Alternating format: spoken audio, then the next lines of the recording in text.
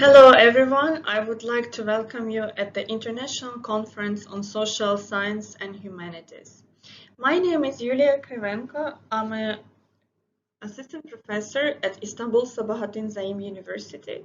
I have PhD in social philosophy, also masters in social work, and I have been working for more than 10 years in academia and also with various international organizations and non-profit organizations such as Asylum Links, International Organization for Migration, and many others. Today, I would like to talk about and for refugees. My topic is understanding humanitarian responses to the refugee crisis in Turkey and Europe. And the reason why I've chosen this topic is because refugee crisis it has been still an urgent issue in the world, and it should be the collective effort in order to try to solve this problem. Maybe it has been overshadowed a little bit by the pandemic lately, but it doesn't mean that it has been resolved. And there are still many things to do and talk about in order to improve the situation globally. So modern refugee regime was created by these people in 1951. 147 countries, they have signed the Convention on Refugees, and it established the modern refugee regime today. Now we have more replaced and displaced people than it was after the Second World War, actually. It has been more than 60 million people, which is the size of a big European country, for example, as United Kingdom, which is a really big number. So the reason the refugee regime was created is we want people who are displaced or who have to flee their homes to be able to find shelter, right, somewhere else in the globe. This is exactly the purpose why it was created for. When the government fails, or even worse, turns against its people, there should be a place where they can go and spend and live a quality life until they can go back home. So in theory, refugees, they have a right to seek asylum, right? But in practice, our immigration policies, they block them, their pathway to safety. In theory, refugees have a right to a pathway to integration or return to their own country where they come from. But in practice, they get stuck in almost indefinite limbo. Some people, they live all their lives in the refugee camps. There are many examples like that.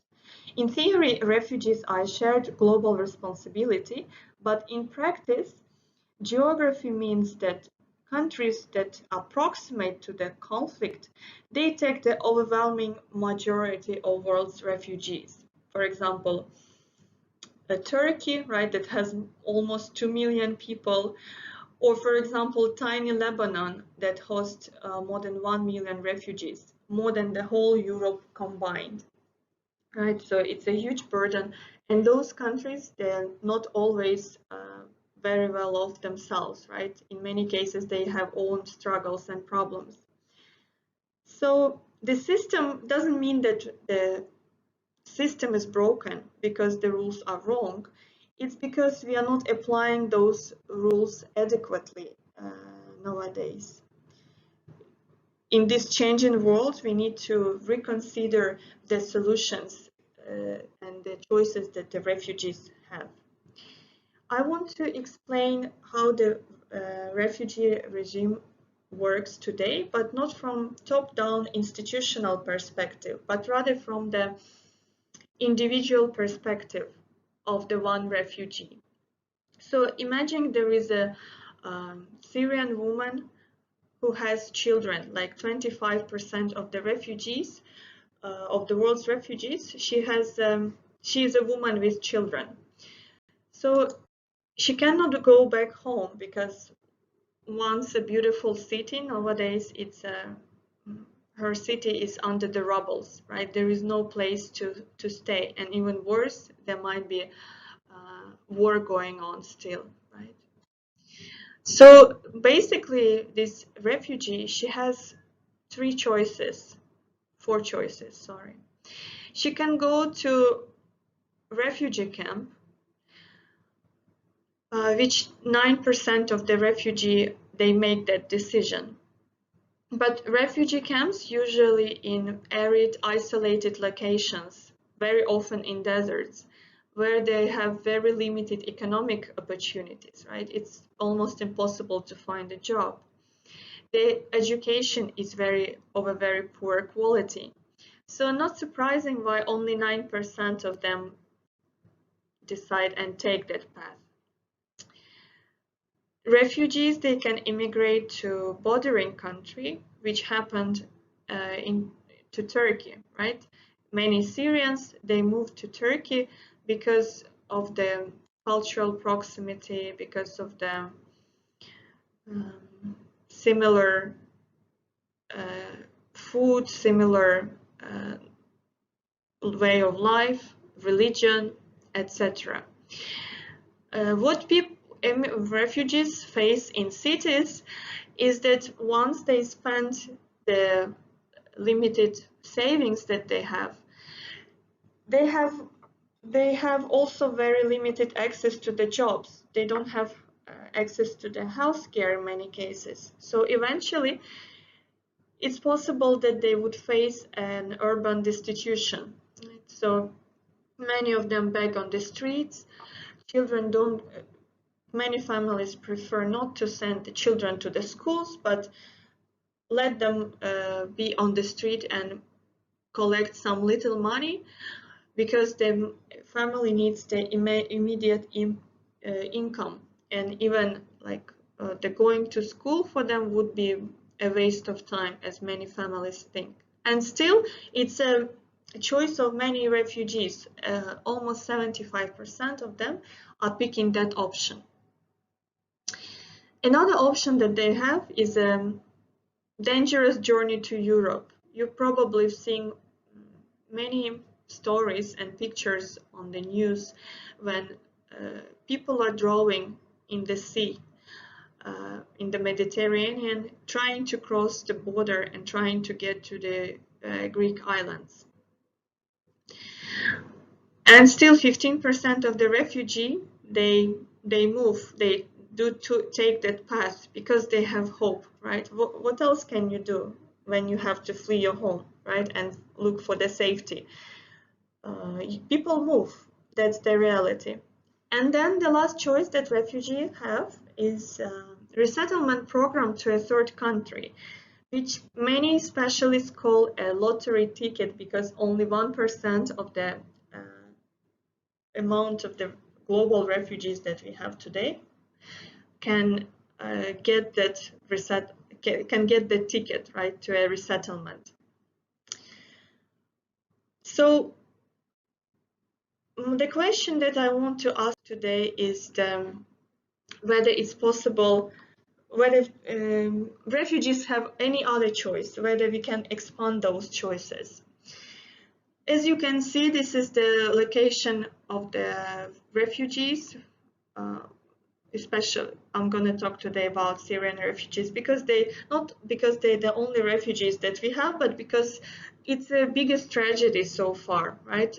Out of 21 million people that used to live in Syria, there are only like 7 million people left in the country. So over 14 million are displaced, which means more than half of more than 60% of the population has to flee their homes. And you see where most of them are located. So Turkey takes the biggest number of the refugees. And this is the distribution of Syrian refugees in Turkey.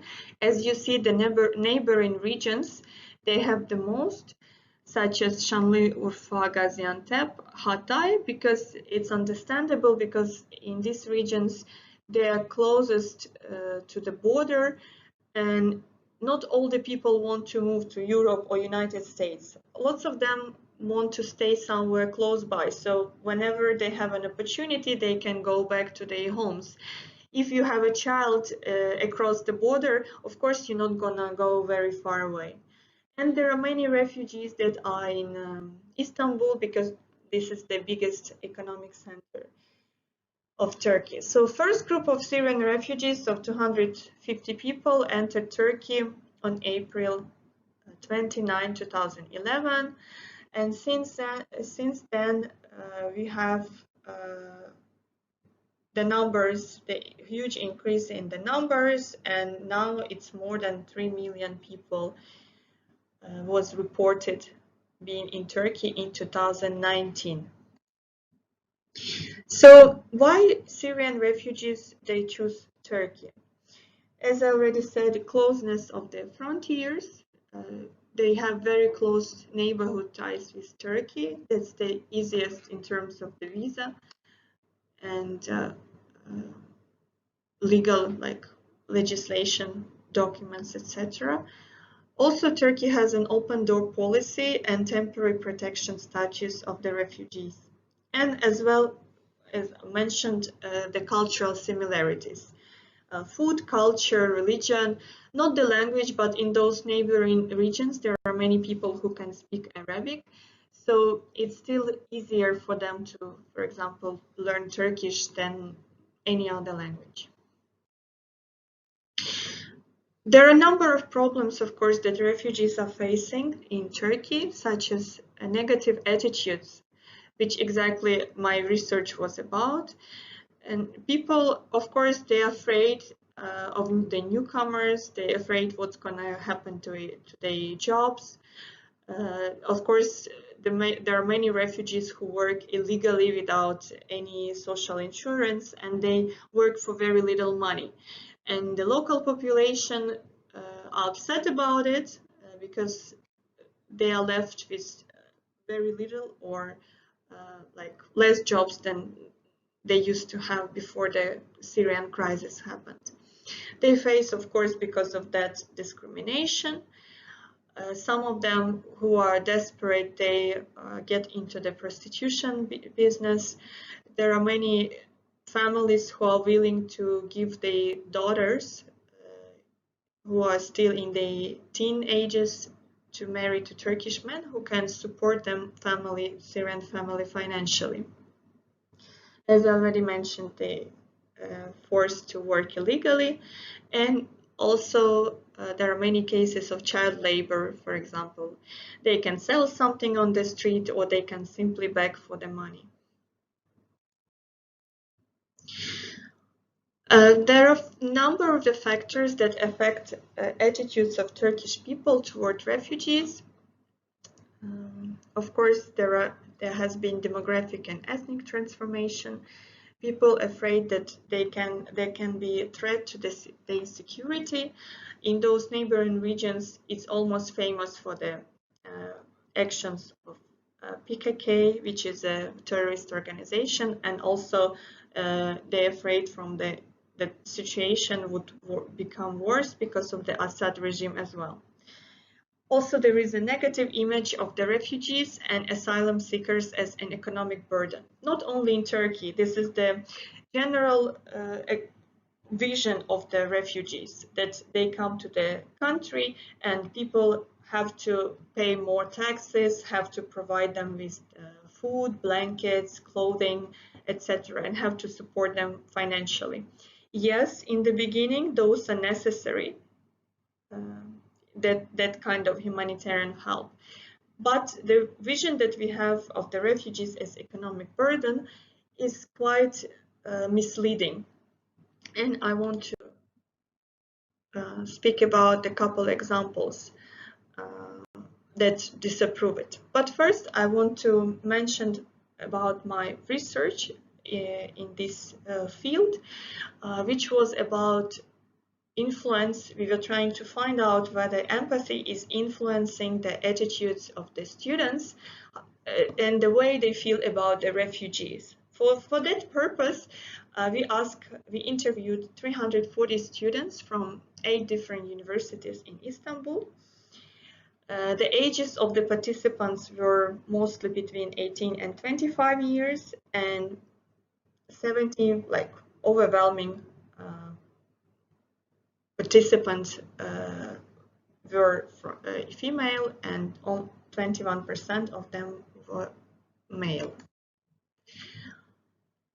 The instruments that we used for that purpose was a demographic scale that included questions about gender, age, income, level of education, and also in this study we applied attitudes towards refugee student scale, which was developed by the Turkish academicians Biljan, Chepni, and Kılınç in 2017, and also empathy scale, which was also developed by the Turks, Bora and Baysan in 2009.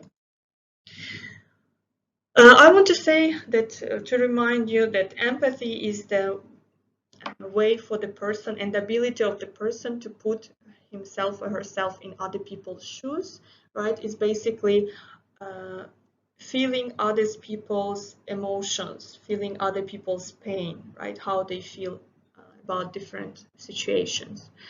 So we found out that there is an impact of gender on attitudes and empathy towards refugees. Basically, the attitudes of female students towards refugees were higher or were more positive than that of the male students. So women tend to be maybe more understanding. It's not only in the Turkish society, but in many societies around the globe, that females, they are dealing with more expressional functions in the society and in the family. And men, they are more oriented towards instrumental function, meaning that they try to play according to the rules of the game in order to for the tasks to run smoothly in the usually because of the working environment, because man is seen as a breadwinner and woman as a caretaker and as a caregiver. So she usually dealing with the emotions of the family members. So it's not always that she has to be playing according to the rules, but in many cases she really needs to empathize and understand other people's feelings in order to manage that kind of environment. So there was also an impact of income on attitudes and empathy towards refugees. We've found out that as the level of income increases, the attitude towards refugees decreases. So there was a significant difference between the groups. It was observed that only those that have income between 0 to 2,500 Turkish lira had a significantly high attitude to or positive attitude towards refugees compared to those with an income of 5,000 Turkish lira and above, which can be explained that poor people probably have a better understanding of how it is to be without money, with kind of losing hope, and they can probably better empathize with the refugees.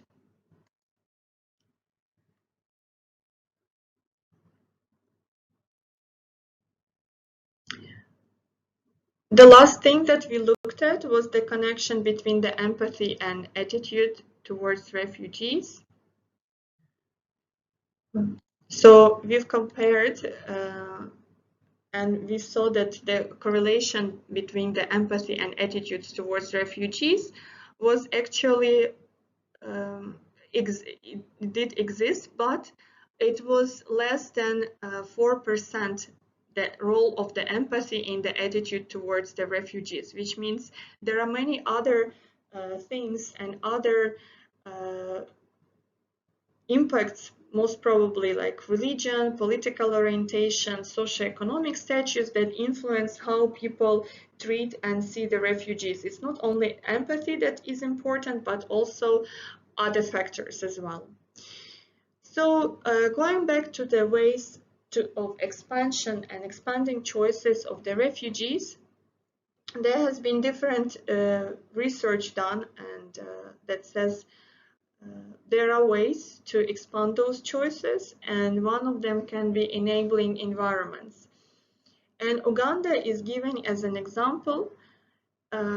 It's not a typical example of the country. It's rather exceptional, because Uganda, one of the very few countries that actually allowed the access of the refugees to the economy, and they give the citizenships to the refugees. It resulted in more than 20% of the refugees creating their own business, and they were not only making money themselves, they were creating workplaces for the local people. So they were beneficial not only for themselves, but also for the country and for the economy of the country. Not all the countries, as I said, they allow the access of the refugees to their own economy, but it's possible to solve it by creating the economic zones where refugees, for example, in places close to the camps, they could find jobs, they could find better education, and they could have hope for the better living. Also the choice, like the solution, could be preference matching,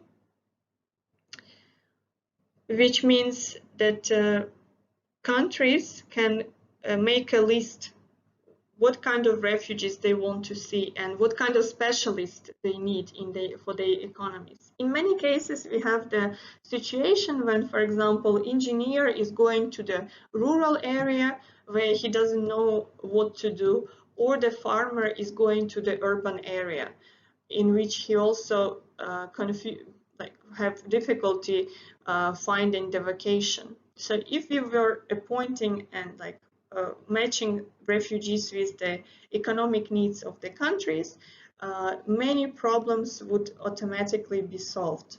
And the last, not the least, expansion of the choices could be done through the humanitarian visa. Originally, in the Refugee Convention, it was said that the person who flees his or her country should go to the neighboring country and apply for the humanitarian visa. But as I said, there are so many obstacles in that system that lots of people, they have to find other ways. And one of the ways, as I said, was a journey on the boat with hundreds of other refugees trying to cross the sea. In those journeys, only last year 3,000 people died. So instead of paying a smuggler €1,000 in the era of low-cost flights, the refugees could pay like €200 to a flight from Bodrum in Turkey to Greece. It's possible. They could go to the neighboring country, collect their visa, and go with the low-cost flight to Europe. That would be the best solution ever made for the refugees, but as we know, it's not that easy nowadays.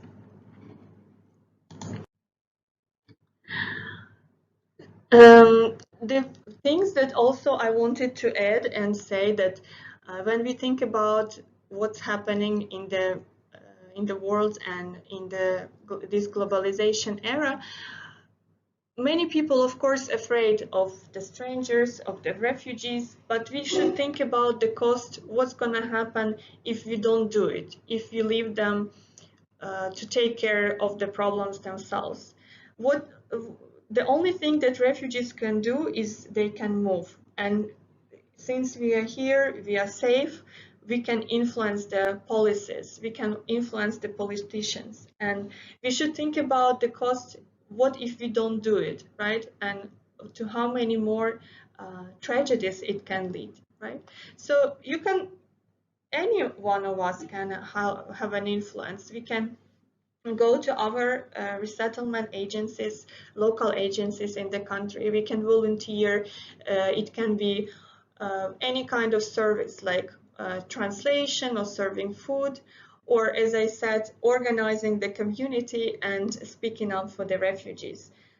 All of them would help in a way, and we should be grateful, of course, and think about the lives that we have and that it can happen to any one of us. So the cost of staying silent usually is much higher than the cost of actually taking an action and doing something. I really thanks for your attention, and I hope you're all safe and healthy in during this pandemic times, and would be happy to hear the questions from you. Of course, it would be much nicer to see the faces and see the immediate reaction and make a dialogue, but that's the solution, at least in the era of the technology. We can have the online conference, which is still great. So I thanks everyone for their attention, and please stay safe.